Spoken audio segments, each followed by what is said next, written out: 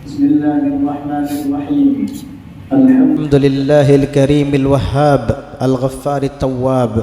اللهم صل وسلم على سيدنا محمد صلاة وسلاما ترفع بهما بيننا وبينه الحجاب وتدخلنا بهما عليه من أوسع باب وتسقينا بهما بيده الشريفة أعذب الكؤوس من أحلى شراب. اللهم صل وسلم على سيدنا محمد نورك الساري ومددك الجاري واجمعنا به في كل أطوارنا وعلى آله وصحبه يا نور. أما بعد، نوينا التعلم والتعليم والتذكر والتذكير والنفع والانتفاع والإفادة والاستفادة والحث على التمسك بكتاب الله وسنة رسوله والدعاء إلى الهدى والدلالة على الخير ابتغاء وجه الله ومرضاته وقربه وثوابه سبحانه وتعالى. قال الشيخ المصنف رحمه الله تعالى ونفعنا به وبعلومه وأسراره في الدارين آمين. رضي الله عنكم. واعلم أن الدعاء والإلحاح فيه لا يقدح في الرضا بل هو من الرضا. كيف والدعاء معرب عن التحقق بالتوحيد وهو لسان العبودية وعنوان التحقق بالعجز والاضطرار والذل والافتقار. Wa'lam, dan ketahuilah, anna du'a, bahwasanya berdoa, wal ilhaha fihi, dan merintih di dalamnya, la yaqdahu, tidak mencoreng, fir ridha, di dalam keridhaan, bal huwa minar ridha, bahkan dia doa tersebut adalah termasuk daripada bentuk keridhaan. Artinya di saat kita mendapat musibah, kita sadar bahwa itu adalah takdir Allah. Apakah kita tidak usah berdoa agar musibah itu diangkat? Tidak, jangan. Tetap kita berdoa. Walaupun kita ridha bahwa ini adalah takdir Allah yang sudah tercatat sebelum saya lahir ke dunia ini, tetapi bukan berarti kita tidak boleh untuk berdoa agar Allah angkat musibah tersebut. Dan doa serta merintih, memohon dengan penuh harapan kepada Allah, itu tidak mencoreng dalam keridhaan yang ada di dalam hati seorang hamba. Artinya bukan berarti ketika kita berusaha untuk ridha, menerima takdir Allah, lalu tidak usah berdoa lagi. Salah. Bal huwa minar ridha, bahkan dia, doa itu termasuk daripada bahagian bentuk keridhaan seorang hamba. Ridha apanya? Ridha kepada Allah sebagai Tuhannya. Ini yang dimaksud dengan kalimat raditu billahi rabba. Aku ridha dengan Allah sebagai Tuhanku. Seorang hamba ketika berdoa, kepada siapa dia memohon? Kepada Allah. Kenapa dia memohon kepada Allah? Karena dia yakin bahwa hanya Allah yang bisa mengabulkan doa. Ini adalah bentuk daripada satu keridhaan. Kaifa, bagaimana tidak? Wad du'a'u mu'ribun 'anit tahaqquqi bit tauhid. Sedangkan doa itu adalah mu'rib, mengungkapkan, anit tahaqquqi, daripada kemantapan, bit tauhid, dengan tauhid. Kemantapan seorang hamba dengan ketauhidannya, maka dia berdoa kepada Allah. Wa huwa lisanul ubudiyah, dan ia, doa itu adalah lisan penghambaan. Daripada minta sama manusia, ya, yang sama seperti kita tidak bisa mendatangkan manfaat atau mudarat, mending minta sama Allah. Ini adalah sebuah ungkapan tentang pendalaman dan pemantapan seorang hamba terhadap tauhidnya dan akan kehambaannya kepada Allah Subhanahu wa taala. Wa unwanut tahaqquqi bil ajzi wal ittirari wadh-dhulli wal iftiqar. Dan doa itu adalah unwanut tahaqquqi, simbol, lambang at-tahaqquqi, pemantapan, bil ajzi, dengan merasa bahwa diri kita itu lemah, wal ittirar, dan penuh dengan keterpaksaan, wadh-dhulli, dan kehinaan, wal iftiqar, dan kefakiran kepada Allah. Ya ayyuhan nasu antumul fuqara'u ilallah wallahu huwal ghaniyyul hamid. Dengan berdoa berarti kita menampakkan kefakiran kita kepada Allah, rasa penuh harap kepadanya, sehingga doa itu menjadi simbol mantapnya tauhid seorang hamba, menjadi simbol merasa bahwa dirinya lemah dan perlu kepada Allah. Makanya Al-Habib Abdullah bin Alawi Al-Haddad, beliau mengatakan, qad kafani ilmu rabbi min su'ali wa ikhtiyari. Cukup bagiku pengetahuan Tuhanku daripada permohonanku dan ikhtiarku. Aku tidak usah memohon kepadanya, aku tidak usah berusaha, karena dia sudah tahu apa yang ada di dalam hatiku, karena dia sudah tahu apa yang sedang aku alami saat ini, sehingga aku tidak perlu memohon kepadanya. Ini hukum dasar, hukum asal. Tapi kenapa aku tetap berdoa? Padahal aku sadar Allah itu tahu walaupun aku tidak berdoa. Kita sekarang sedang mendapatkan permasalahan. Emang Allah nggak tahu apa permasalahan kita? Tahu kan? Terus kenapa kita tetap berdoa kepadanya? Fadu'ai wabtihali syahidun li biftiqari.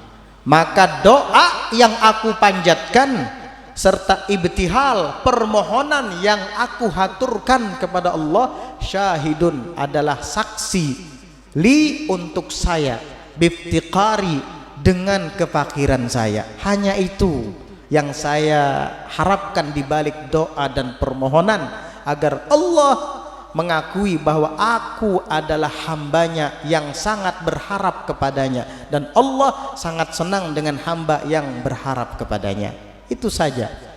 Mengenai dikabulkan olehnya atau tidak, itu urusan Allah. Yang penting dengan berdoa saya telah menunjukkan penghambaan saya kepada Allah. Jadi ketika kita mendapatkan ketentuan dan takdir dari Allah, bukan berarti kita pasrah lalu tidak berdoa. Tetap kita berdoa, karena doa itu adalah bukti bahwa kita mempercayakan segala urusan kepadanya. Disitulah letaknya tauhid, disitulah letaknya lisanul ubudiyah, lidah penghambaan kepada zatnya. Karena dengan berdoa kepada Allah kita menunjukkan bahwa kita ini sangat perlu kepada zatnya, bahwa kita ini hina, tidak bisa berbuat apa-apa kalau bukan karena kehendaknya. Berarti doa itu bahagian daripada ridho. Jadi jangan dengan memiliki rasa ridho di dalam hati terhadap takdir dan ketentuan Allah lalu pasrah begitu saja tanpa berdoa, itu tidak benar. Tetap berdoa, dan doa tidak mencoreng akan keridhaan hamba terhadap takdir Tuhannya. Bahkan itu unwanut tahakkuk, kata beliau, lambang, simbol tahakkuk, mendalami, memantapkan, bil ajzi, dengan rasa lemah, bahwa saya tidak bisa berbuat apa-apa, hanya Allah yang maha kuasa. Dan memantapkan serta mendalami rasa ittirar, keterpaksaan kita, karena kita tidak bisa memilih, hanya Allah yang bisa memilih. Dan rasa kehinaan kita, karena kita ini memang hina, hanya Allah yang mulia.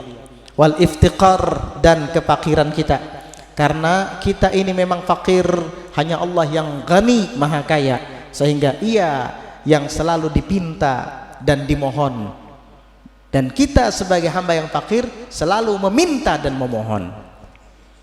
Inilah arti mengenal diri. Mengenal diri itu adalah jalan untuk bisa mengenal Tuhan kita. Yahya bin Mu'adz Ar-Razi mengatakan, man arafa nafsahu faqad arafa rabbahu.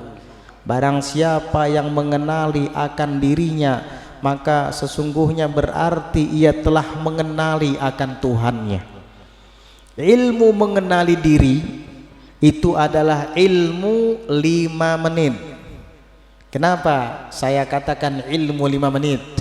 Karena ilmu mengenal diri pembahasannya sangat sederhana dan mudah dipaham, sehingga tidak banyak memerlukan waktu. Cukup 5 menit pian akan paham kalau hanya sekedar membahas. Tetapi pengamalannya yang berat. Man arafa nafsahu faqad arafa rabbahu. Barang siapa mengenali dirinya, maka sesungguhnya berarti ia telah mengenali Tuhannya. Ini perkataan Yahya bin Mu'adz Ar-Razi, bukan hadis.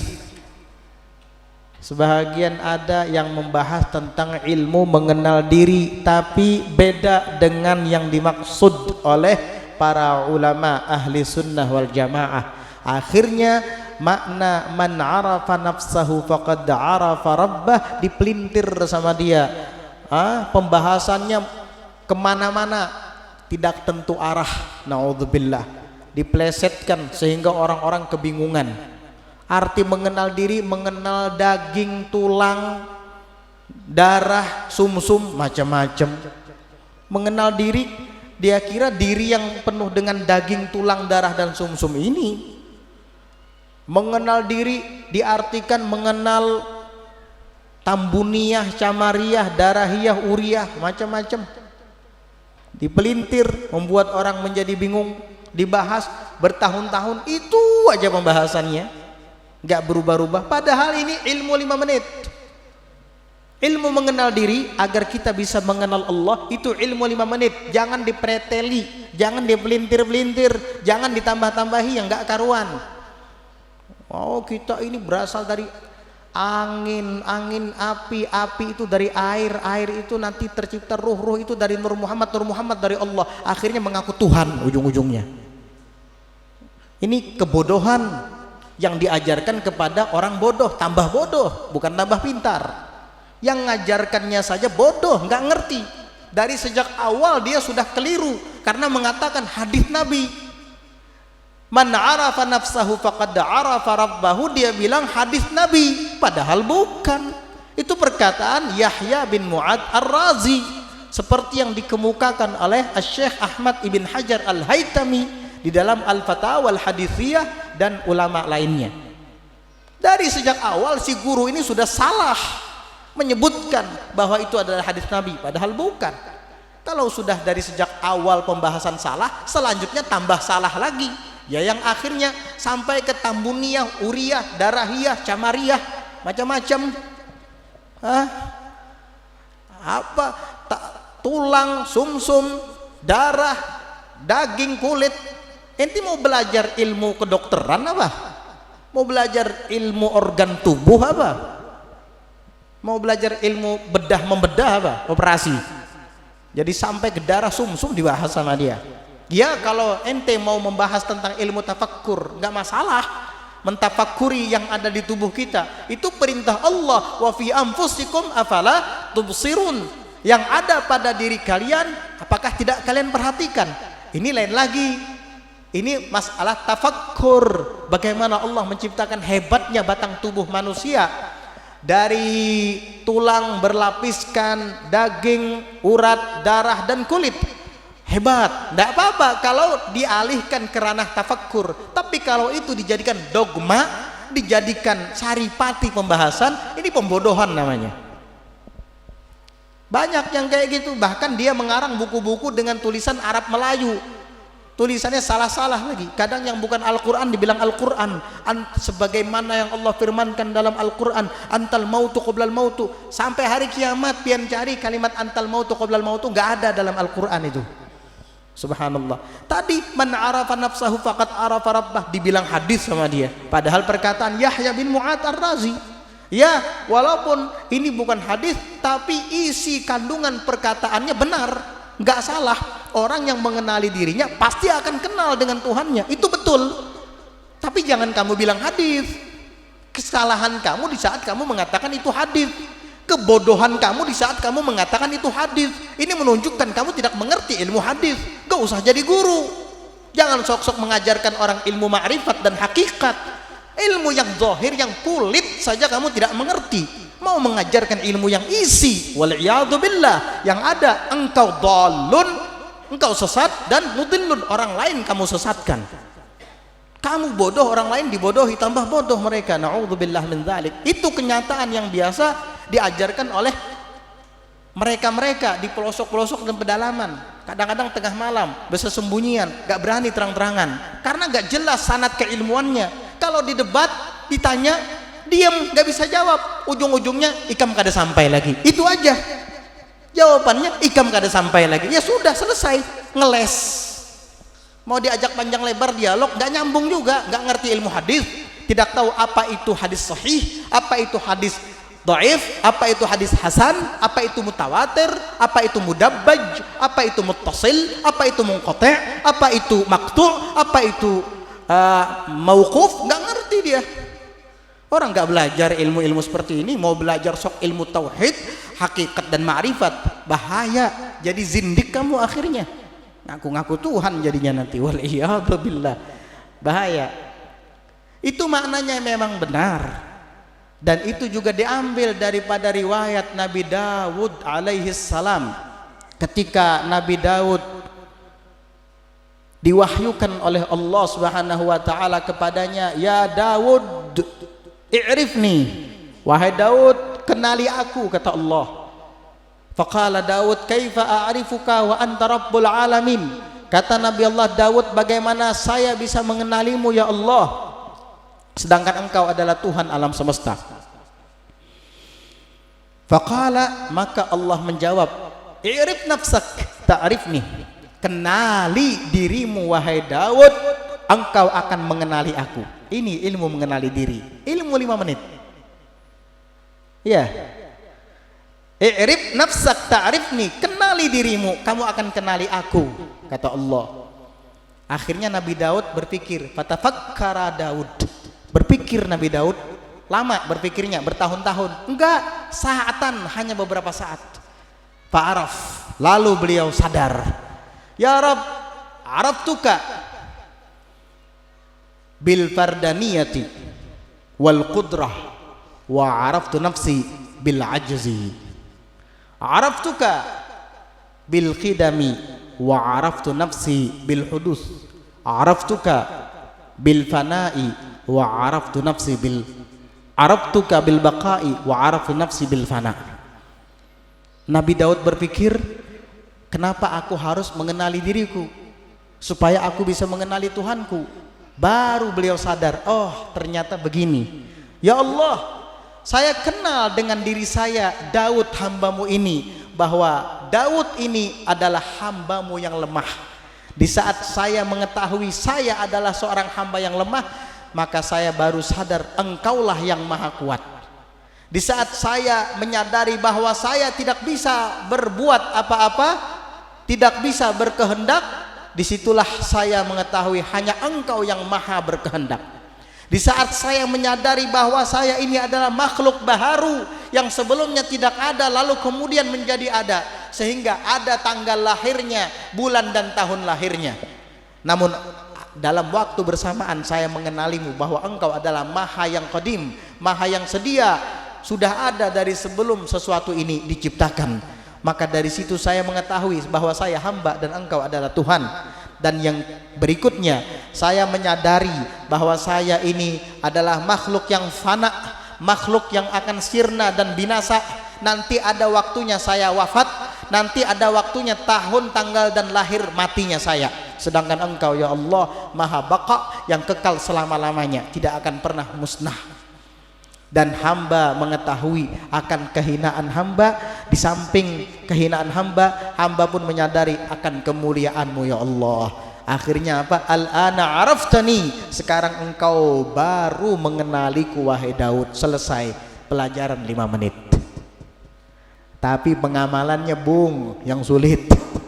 Ya, selama ini kita selalu merasa bahwa kita yang kuat. Selama ini kita selalu merasa bahwa kita yang kuasa melakukan segalanya. Lupa dengan kekuatan Allah, lupa dengan kekuasaan Allah.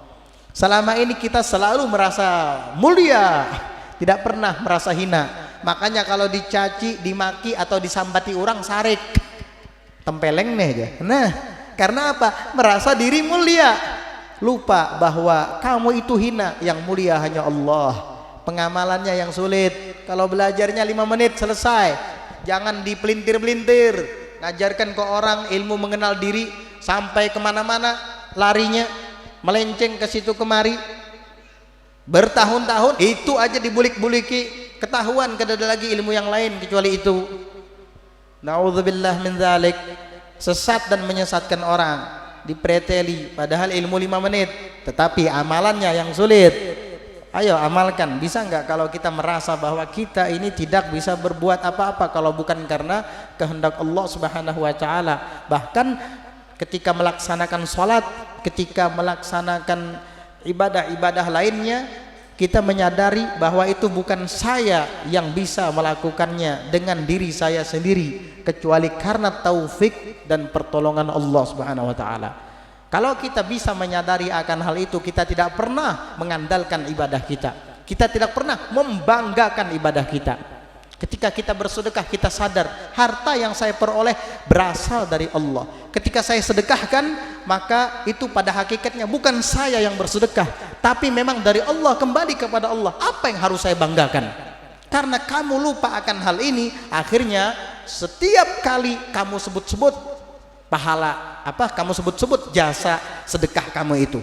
Wah, masjid itu dulu saya pertama kali orang yang ikut menyumbang. Tahu nggak? Zaman dulu saya nyumbang 10 juta tuh. 10 juta dahulu, tahulah. Karena kayak ini Bang. Oh, masih ingat dia. Padahal udah 30 tahun yang lalu. Subhanallah. Masih dikenang-kenang disebut-sebut. Batal pahalanya. Dia nggak sadar. Kenapa? Karena dia merasa memiliki.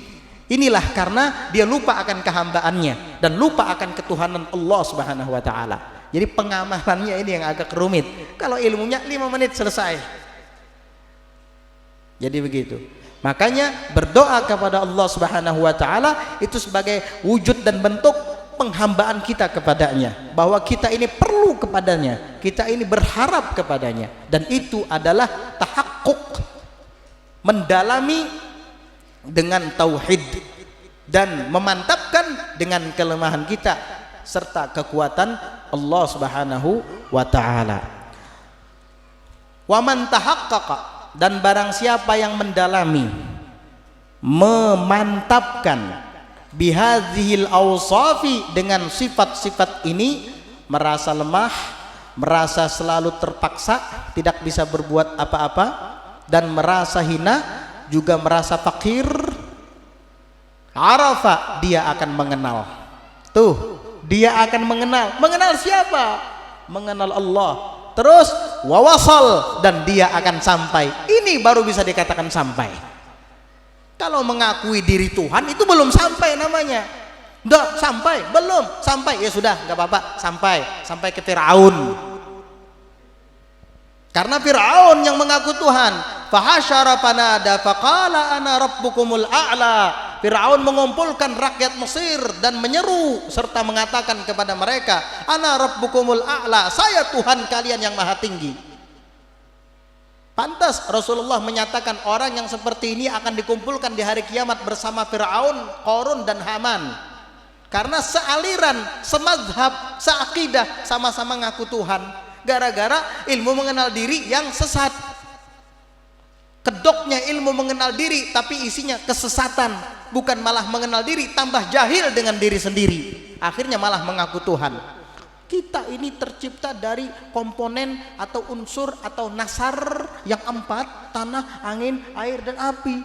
Itu tanah itu asal usulnya berasal dari air, air dari tanah dari api, api dari air, air dari angin, angin dari air, air dari nur, nur dari Allah, Allah. Ya sudah, kita ini sudah. Itulah kita, berarti ya Allah Ta'ala, ya kita ini sudah. Subhanallah. Ada yang mengaku Nur Muhammad, akhirnya ngaku Habib. Ngaku Habib dengan cara seperti itu. Na'udzubillah min dzalik. Banyak yang seperti itu. Nanti kalau diajak sholat nggak mau sholat. Nanti kalau mau diajak naik haji, buat apa saya tawaf dengan Ka'bah yang ada di Mekah? Di tubuh kita ini sudah ada Ka'bahnya. Waduh. Ntar diajak sholawat kepada Nabi Muhammad malah menghina. Saya tidak mau sholawat dengan Muhammad yang ada di Madinah itu, yang berkubur di Madinah itu. Saya ingin sholawat dengan Muhammad yang ada di tubuh saya. Tubuh kamu bau. Itu ada Muhammad dalam tubuh kamu, baunya naudzubillah. Apalagi kalau bepaluhan, jarak 3 meter itu mahungnya keciuman. Ngaku Muhammad ada di tubuh. Siapa ente? Sampai mengatakan, Muhammad yang di Madinah itu mati. Waduh, naudzubillah. Murtad sudah kalau kayak gitu, menghina Rasulullah sallallahu alaihi wasallam. Bahaya. Makanya belajar yang benar, cari guru yang jelas, yang bersanad, bersambung sampai kepada Rasulullah sallallahu alaihi wasallam. Orang yang kayak gini sulit diajak dialog karena nggak punya dalil dia.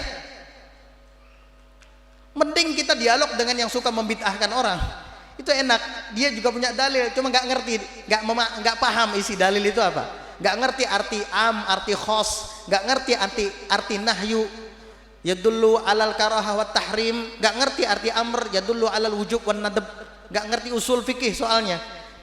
Tapi bisa diberi pengertian. Dia mengajukan dalil, kita artikan dan kita beri pemahaman. Maksud dalil ini bukan seperti yang kamu pahami, tapi begini, seperti yang disebutkan oleh Imam Nawawi misalnya, atau seperti yang disebutkan oleh Syekh Ibn Hajar Al-Asqalani di dalam kitab Fathul Bari. Dia nerima. Tapi kalau yang kayak gini, yang sok-sok ilmu hakikat ma'rifat, diajak begitu nggak nyambung, orang nggak ngerti. Diam, tungut, lalu menarik napasnya. Narik napas toh, ikam kada sampai lagi. Nah, itu bang sudah dalilnya. Ikam kada sampai bukan dalil. Saya perlu dalil, bukan perkataan ikam tidak sampai. Itu bukan dalil, bukan Quran, bukan hadis. Ikam kada sampai lagi. Saya nggak perlu itu. Saya perlu hadis atau Quran. Yang kamu sampaikan itu benar atau tidak harus mendasar. Makanya Abdullah ibn Mubarak mengatakan al-isnadu min-din. Laulal isnadu la qala man syaa ma syaa. Sanad itu bahagian dari agama. Kalau bukan karena sanad, semua orang bisa saja mengatakan apa yang ia mau. Burung tiung pun bisa berdalil kalau tanpa sanad, karena dia bisa ngomong juga. Ente kalau cuma sekedar ngomong, nur itu tahulah kayak ini. Dalilnya apa? Enak aja mau ngomong-ngomong nur tapi nggak punya dalil. Semua orang bisa kayak gitu. Itu namanya bacot. Kata orang Betawi, banyak bacot yang ngomong tapi nggak punya dalil. Nggak ada. Agama itu datangnya dari Allah, dibawa oleh Rasulullah, disampaikan kepada sahabat, sahabat menyampaikan kepada tabi'in, tabi'in menyampaikan kepada tabi'in, sampaikan kepada a'immah, sampaikan kepada para ulama, sampai ke kita. Itu yang disebut dengan sanad. Jangan asal-asalan, jangan semau kamu. Emang kamu yang punya agama apa? Udah bikin agama baru aja, tapi jangan bilang Islam. Agama kamu sih itu bilang. Na'udzubillah min dzalik. Hati-hati, harus selektif, harus pilih-pilih siapa yang akan kita jadikan guru, agar jangan salah. Inna hadzal ilma dinun fanzuru amman ta'khuduna dinakum. Ilmu ini pada hakikatnya agama, maka perhatikan dari siapa kalian mengambil agama. Kalau kamu salah mempelajari ilmu, agamamu akan salah. Kalau agamamu salah, kamu akan berbahaya dari dunia sampai akhirat. Tapi kalau kamu mengambil ilmu dari jalan yang benar, dari jalur yang sah, maka agamamu akan benar dan sah pula, dan kamu akan selamat di dunia hingga akhirat. Jadi begitu, jangan asal-asalan. Orang yang mendalami akan sifat-sifat ini, kata Al-Habib Abdullah Al-Haddad Arafah, inilah orang yang mengenal wa wasal dan akan sampai. Pengamalannya, kalau pembahasan aja mudah, Pengamalan itu yang penting.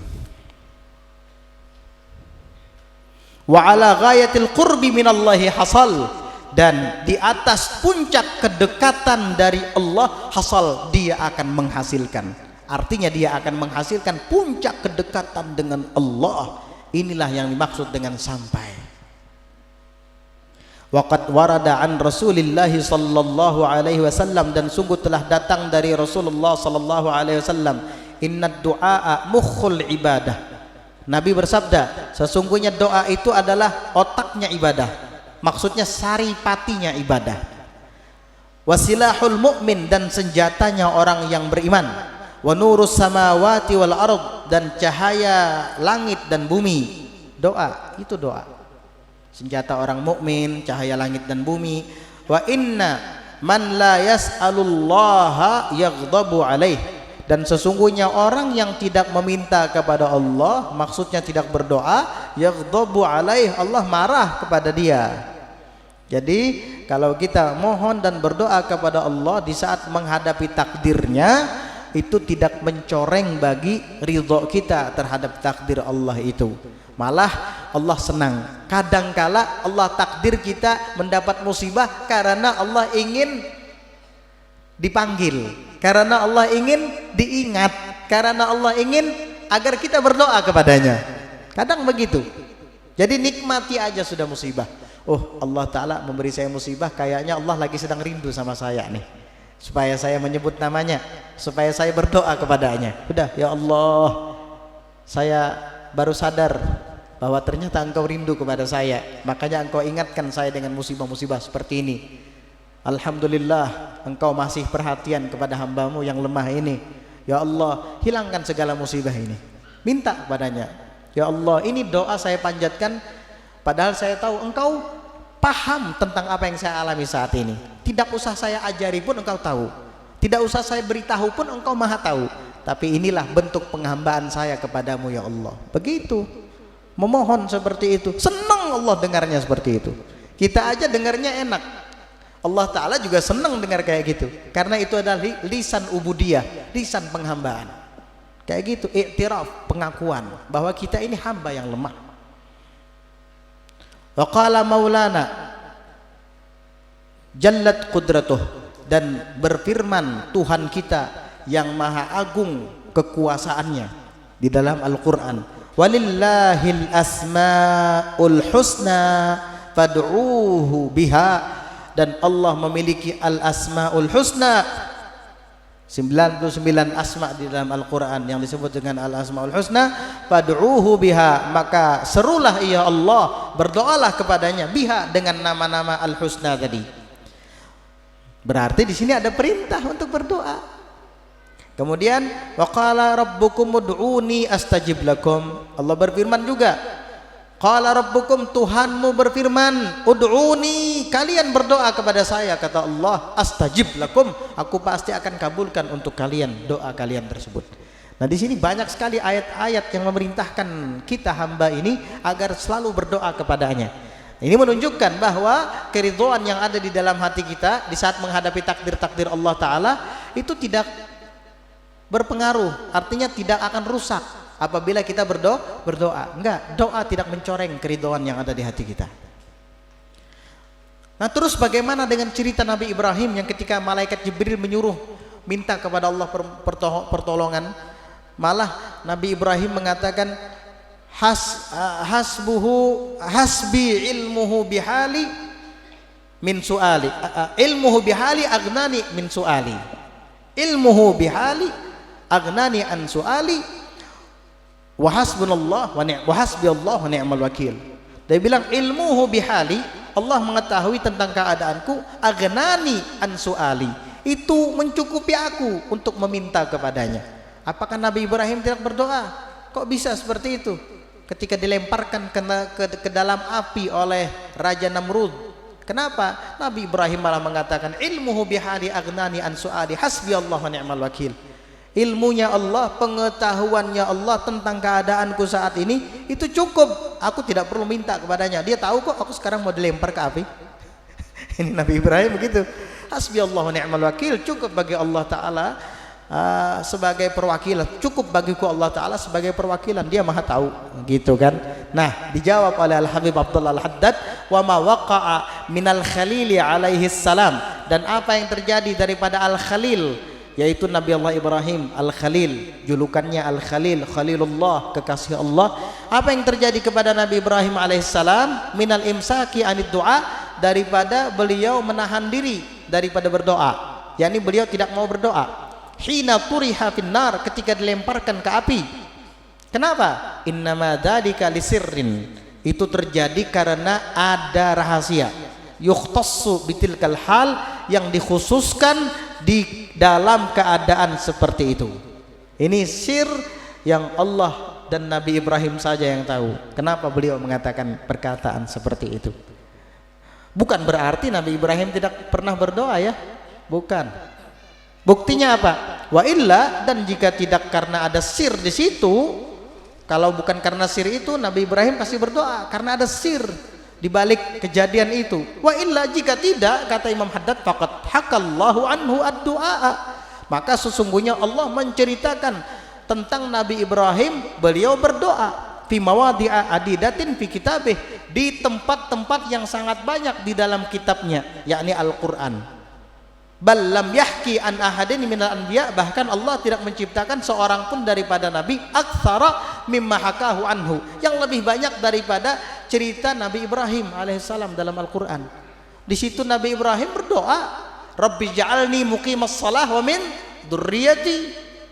Itu diantara doa Nabi Ibrahim, wahai Tuhanku Allah, jadikan saya sebagai orang yang senantiasa mendirikan sholat, dan keturunan-keturunan saya juga demikian ya Allah. Itu doa Nabi Ibrahim. Artinya Nabi Ibrahim keridhaannya terhadap Allah itu sangat kuat, tapi beliau tetap berdoa, kecuali ketika beliau akan diletakkan ke dalam api yang dahsyat itu. Ini lain lagi ceritanya. Mungkin ketika itu hal beliau beda, karena para wali saja punya hal-hal tersendiri, apalagi para nabi dan rasul. Begitu. Makanya beliau mengatakan lisirrin yukhtassu bitilkal hal, karena ada sir, ada rahasia di balik itu yang dikhususkan pada keadaan saat itu. Kalau di selain itu, banyak Nabi Ibrahim berdoa kepada Allah. Nabi Muhammad sallallahu alaihi wasallam, nabi kita itu nabi yang paling ridho dengan takdir Allah, tapi kenyataannya beliau berdoa. Bahkan banyak di dalam riwayat hadis beliau berdoa. Bahkan ketika beliau pergi ke Taif dan dimusuhi oleh penduduknya, dicaci maki dan dilempari dengan batu hingga berdarah, itu beliau berdoa. Disebut dengan doaul karb, doaul karbi, ma'ruf itu doanya. Allahumma inni ashku ilaika dha'fa quwwati wa qillata hilati wa hawani 'alan nas, ila akhir doa. Allahumma anta rabbi wa rabbul mustad'afin, ila akhir doa. Lumayan panjang doanya. Nah, itu doa Nabi kepada Allah, padahal Nabi adalah orang yang paling ridha dengan ketentuan-ketentuan Allah, tapi Nabi berdoa. Artinya doa tidak mencoreng keridhaan hamba terhadap takdir Allah. Fatafaqqah fi kitabillah, maka pahamilah dalam kitab Allah Al-Qur'an itu. Wastakhrijil uluma minhu, dan keluarkanlah ilmu-ilmu darinya Al-Qur'an. Fa innaha, maka sesungguhnya ilmu-ilmu itu bijumlatiha, dengan keseluruhannya, dengan jumlahnya keseluruhan, muda'atun fihi, dititipkan di dalamnya Al-Qur'an. La yushadzu minha daqiqun, tidak ada yang langka daripada ilmu itu, daqiqun yang halus, wala jalilun, dan tidak pula yang besar, wala jaliyun, dan tidak pula yang nampak, wala khafiyun, dan tidak pula yang tersembunyi. Semua ada dalam Al-Qur'an. Semua ada dalam Al-Qur'an, tidak ada yang langka dalam Al-Qur'an. La yushadzu, tidak ada yang langka di situ. Semua muda'atun fih, ulum, ilmu-ilmu diletakkan oleh Allah di dalamnya. Di dalam apa? Al-Qur'an.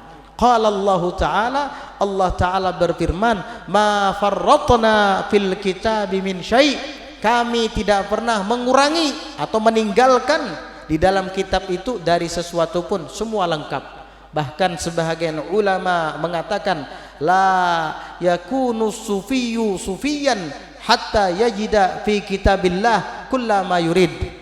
Dalam perkataan lain, la yakunul muridu muridan hatta yajida fi kitabillah kullama yurid. Tidaklah seorang murid itu menjadi murid yang benar kecuali sehingga ia mendapati semua yang ia inginkan ada dalam Al-Quran. Sampai-sampai Sayyidina Ali bin Abi Thalib mengatakan, demi Allah, seandainya aku kehilangan onta, aku akan temukan jawabannya di dalam Al-Quran. Tapi Sayyidina Ali bab Madinatil Ilm, pintu kotanya ilmu. Kalau ada ontaku hilang, aku nggak usah susah payah nyari gitu kemari, tinggal aku buka Al-Quran, aku akan dapat jawabannya di situ. Hah, gimana? Ada yang kurang dalam Al-Quran? Nggak ada. Mau kaya, nggak usah miara setan gundul alias tuyul, nggak usah mengaji sugih, babi ngepet macam-macam. Iya, baca suratul Waqiah setiap salat asar kayak tadi, kamu akan jadi orang yang kaya, orang yang serba berkecukupan. Enak, serba berkecukupan. Mau beli sepeda motor cukup duitnya, mau beli mobil cukup duitnya, mau beli rumah cukup duitnya, kan enak kayak gitu. Amalkan baca suratul Waqiah. Mau terpelihara dari kejahatan, waduh nggak usah ngaji ilmu kebal, nggak usah, baca ayat kursi, baca hizib sakran, baca wirid Syekh Abi Bakar bin Salim, itu semua ma'thur dari Nabi. Zikir-zikir yang ada di dalamnya ma'thur dari Nabi sallallahu alaihi wasallam. Baca wirdul latif setiap menjelang waktu siang atau waktu pagi, maka sepanjang siang kamu akan dijaga oleh Allah. Baca wirdul latif menjelang maghrib, insyaallah semalaman kamu akan dijaga oleh Allah. Karena itu semua rangkuman dari hadis-hadis Nabi dibikin wirid. Itu ada dalilnya, ada riwayat-riwayatnya semua. Wirdul latif itu isinya tasbih, isinya kalimat tauhid, isinya salawat kepada Nabi, isinya ada potongan-potongan ayat Al-Quran, ada suratul akhir, suratul hasyr, ada ayat kursi dan macam-macam. Itu semua ayatul hifz namanya, ayatul hifzi, ayat-ayat memeliharakan kita. Udah, gak usah makan apa tuh, meuntal minyak bintang macam-macam, nanti kamu mati jadi hantu, nanti gentayangan orang-orang kabur semua, hantu, jadi setan matinya. Naudzubillah. Iya, sudah cukup di dalam agama semua ada. Mau apa? Ada semuanya. Tapi sayang, ya kalau mengaji isi kandungan Al-Quran yang luar biasa lengkapnya itu, kita hanya mencari urusan dunia-dunia saja. Rugi, ya rugi. Pelajaran Al-Quran yang dicarinya dunia-dunianya aja. Yang dibaca cuma suratul Waqiah, tujuannya supaya sugih. Yang dibaca cuma ayat kursi, tujuannya supaya dijagakan. Nah, kapan lagi kamu mengharapkan supaya kaya di akhirat, supaya dekat dengan Rasulullah, supaya dekat dengan Allah? Itu lebih penting daripada harapan-harapan dan keinginan-keinginan duniawi. Begitu. Yang penting di dalam Al-Quran itu lengkap. Wa anzalna 'alaikal kitaba tibyanan likulli syai'. Di dalam ayat lain Allah berfirman, dan kami turunkan atasmu wahai Muhammad, kami wahyukan, kami turunkan atasmu al-kitab, Al-Quran, tibyanan, penjelasan dan keterangan, likulli syai'in, tanpa pengecualian, likulli syai'in, bagi setiap sesuatu ada semua dalam Al-Quran itu. Wahudan warahmatan wabushra lil muslimin, petunjuk, rahmat dan kabar gembira lil muslimin, untuk orang-orang muslim. Kabar gembiranya apa?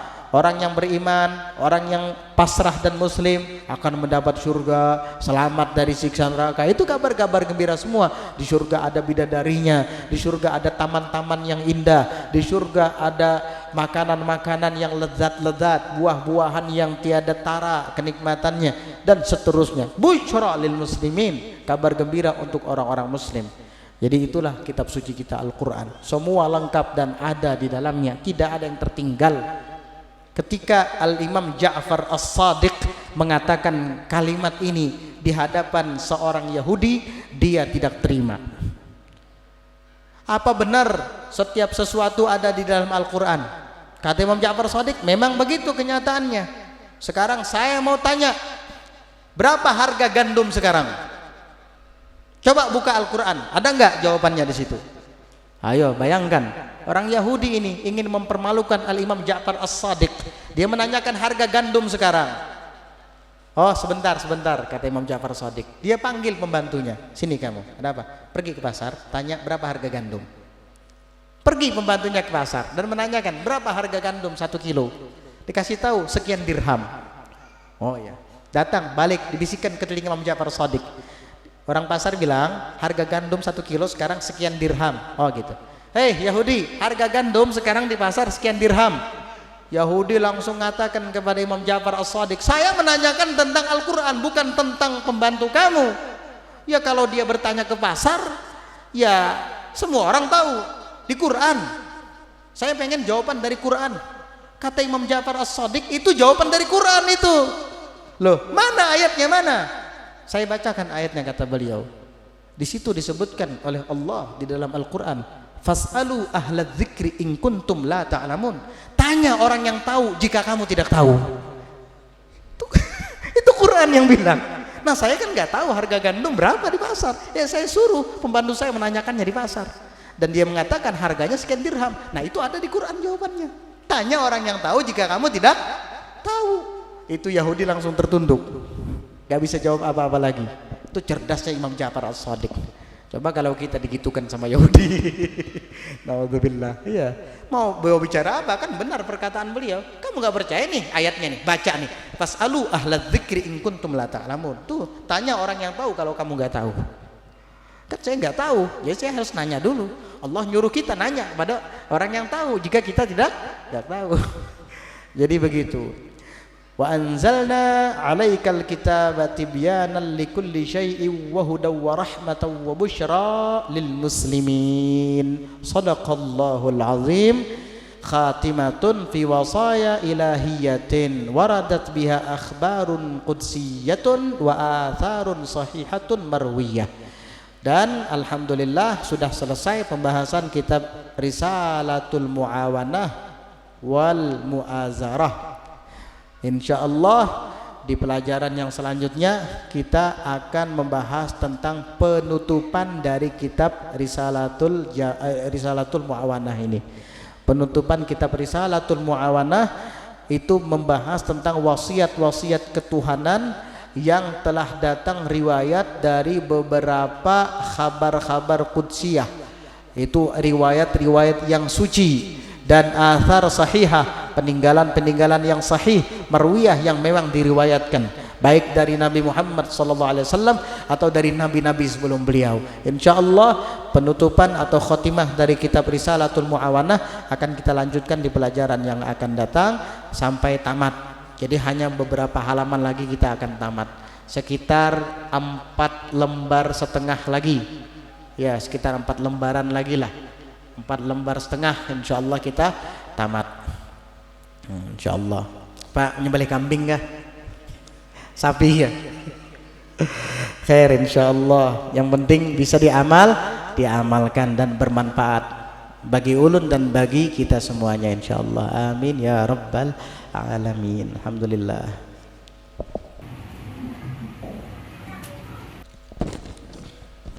Ini ada pertanyaan, kapan waktu yang baik membaca wirid Syekh Abu Bakar bin Salim dan bolehkah kami minta ijazahnya? Wirid Syekh Abu Bakar bin Salim yang berbunyi Allahumma ya azim sultan ya qadim al ihsan ya daiman ni'am ya kathir al jud ya wasi al ata ya khafi al lutf ya jamil sun'i ya haliman la ya'jal salli ya rabbi ala sayyidina Muhammadin wa sallim ardhani sahabati ajma'in. Allahumma lakal hamdu syukra wa lakal mannu fadla wa anta rabbun haqqa wa nahnu abidika riqqa wa anta lam tazali dzalika ahla sampai akhir. Itu biasanya kalau di Hadramaut itu dibacanya di tengah malam setelah tahajud dan sholat witir itu dibaca. Nanti kita amalkan terus dibaca, habis itu baca wirid yang lain, baca sholawat, baca Al-Quran sampai masuk waktu subuh, sholat subuh berjamaah, sholat sunat rakaatil fajar dulu 2 rakaat fajar sunnah, kemudian sholat subuh berjamaah, habis sholat subuh baca wirid, baca lagi doa itu. Jadi di Hadramaut itu dalam sehari semalam 2 kali dibacanya, tengah malam dan setelah sholat subuh. Tapi kalau kita ingin membacanya setiap selesai sholat 5 waktu, bagus lagi, karena itu wirdnya Syekh Abu Bakar bin Salim doa isinya, gak apa-apa. bagus diamalkan. Minta ijazahnya, ada, amalkan aja sudah. Iya, amalkan aja sudah. Insya Allah dapat aja sudah ijazahnya. Apalagi kita punya nisbah kepada Sadah Alawiyin, maka kita sudah boleh untuk mengamalkan amalan mereka. Ini kitab yang kita bacanya kitab Alawiyin, ini ulama dari Sadah Alawiyin, dari Ahlul Bait Al-Alawiyin Al-Husainiyin, keturunan Sayyidina Husain bin Ali wa Fatimah Zahra binti Rasulullah. Ini kitab Risalatul Muawanah wal Mudhaharah wal Mu'azzarah, ini juga adalah karangan Habib Abdullah Al-Haddad. Jadi kita sudah ada nisbat kepada Sadah Alawiyin, maka apa yang mereka amalkan kita amalkan saja. Mengambil keberkahan Sahibul Haul Al-Imam Habib Ali bin Muhammad bin Husain Al-Habsyi. Hikmah apa saja yang bisa kami petik? Ya, hikmah yang paling penting di dalam haul siapapun, baik itu haul Al-Habib Ali bin Muhammad bin Husain Al-Habsyi atau haul yang lainnya, adalah kita dengan menghadirinya menunjukkan rasa cinta kita kepada orang-orang saleh, rasa cinta kita kepada Ahlul Bait Nabi, dan rasa cinta kita kepada para ulama. Dan Nabi kita Muhammad sallallahu alaihi wasallam memerintahkan itu semua. Nabi memerintahkan kita cinta kepada ulama, kepada orang saleh, dan kepada Ahlul Baitnya. Sangat banyak hadis-hadis dan riwayat yang berkenaan dengan itu semuanya. Ini diantara hikmah yang terbesar. Dan bagi yang berhadir ke sana, keuntungannya mereka akan mendapatkan banyak ilmu yang bermanfaat, karena para habaib dan juga para ulama lainnya, mereka ceramah menyampaikan tentang banyak nasihat-nasihat dan ilmu-ilmu yang bermanfaat yang bisa kita amalkan dan bisa kita ajarkan kepada keluarga di rumah setelah pulang dari acara haul. Itu juga termasuk hikmah yang terbesar di antara pelaksanaan haul tersebut. Makanya maslahat di dalam melaksanakan haul itu sangat banyak sekali dan dapat dirasakan oleh semua yang berhadir. Jadi kita itu fokus kepada maslahatnya, jangan ini bid'ah, ini itu maslahatnya itu yang kita ambil, kita petik.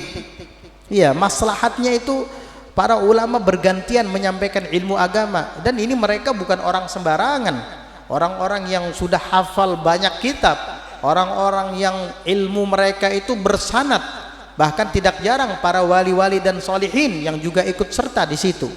Maka kita yang bergabung dan berhadir akan mendapatkan bahagian daripada sir dan hikmah yang ada di dalam acara haul tersebut.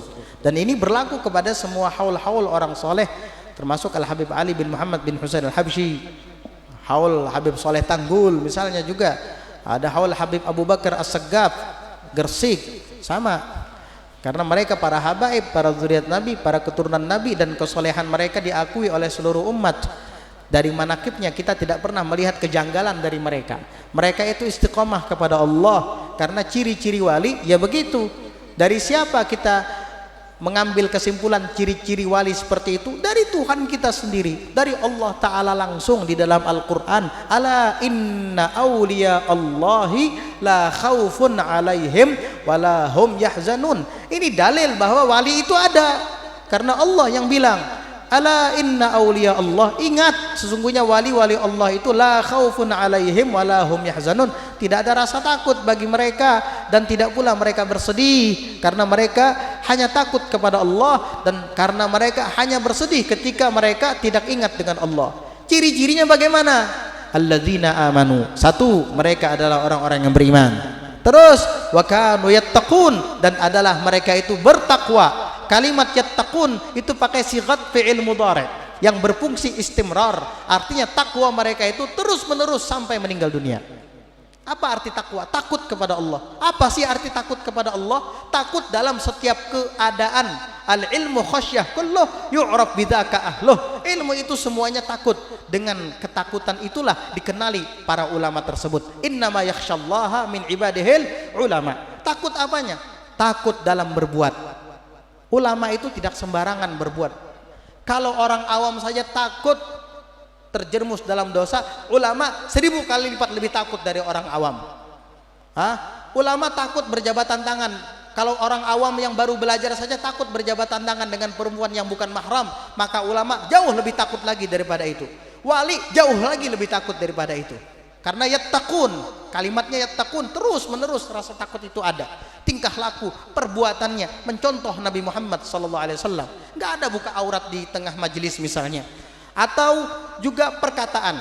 Ulama itu takwa dalam perbuatan juga dalam perkataan. Para aulia itu takwa kepada Allah dalam perbuatan juga dalam perkataan. Nggak ada wali bicara porno. Nggak ada wali nyebut-nyebut yang tidak layak didengar oleh telinga orang-orang yang beriman. Bukan wali itu. Walaupun orang banyak bilang wali, bukan kalau bicara porno. Nggak ada kayak gitu. Wali itu wara', hati-hati, khauf, takut kepada Allah. Makanya rukun tariqat alawiyah atau intisari tariqat alawiyah itu ada 5. Pertama adalah al-ilmu, kamu harus belajar, harus memiliki ilmu. Nggak ada orang wali itu jahil, bodoh, nggak ada. Wali itu harus punya ilmu. Innallaha la yattakhidhu lahu waliyan jahila wa in ittakhadhahu la'allamah. Allah tidak akan pernah menjadikan walinya dari kalangan orang bodoh. Jikalau memang Allah ingin menjadikannya wali, Allah akan ajarkannya ilmu. Artinya Allah buka hatinya untuk terpanggil berhadir ke majelis, menuntut ilmu dan belajar hingga ia pintar dan beramal dengan tulus dan ikhlas, lalu jadi wali. Al-ilmu, harus ada ilmu. Yang kedua al-amal, ilmu yang dipelajari bukan hanya sekedar riwayat tapi juga diamalkan. Kemudian apa lagi? Al-khauf, dan takut kepada Allah. Kemudian al-wara' dan wara', selalu berhati-hati, perkataannya hati-hati, perbuatannya hati-hati, makanannya hati-hati, pakaiannya hati-hati, wara'. Kemudian yang kelima adalah al-ikhlas, tulus dalam melakukan itu semua karena Allah, bukan karena ingin disanjung oleh makhluk, bukan karena takut dibenci oleh makhluk. Itu para wali. Yastawi indahu al-madhu wadh-dham. Wali itu sama di hadapannya cacian dan pujian orang. Gak peduli, yang penting disampaikan adalah kebenaran. Orang mau benci silahkan, orang mau senang silahkan, hatinya tidak berubah. Yastawi indahu adz-dzammu wal madah. Sama di hadapannya cacian orang dan pujian orang. Wa yastawi indahu adz-dzahabu wat turab, dan sama di hadapannya antara emas dan tanah, enggak ada beda. Itu para wali. Mudah-mudahan Allah Subhanahu wa taala kumpulkan kita dengan mereka dan ikut sertakan kita dalam kelompok mereka. Kendati pun kita tidak bisa beramal seperti mereka, setidaknya hati kita cinta kepada mereka, sehingga kelak kita akan disatukan dalam rombongan mereka. Amin Allahumma amin.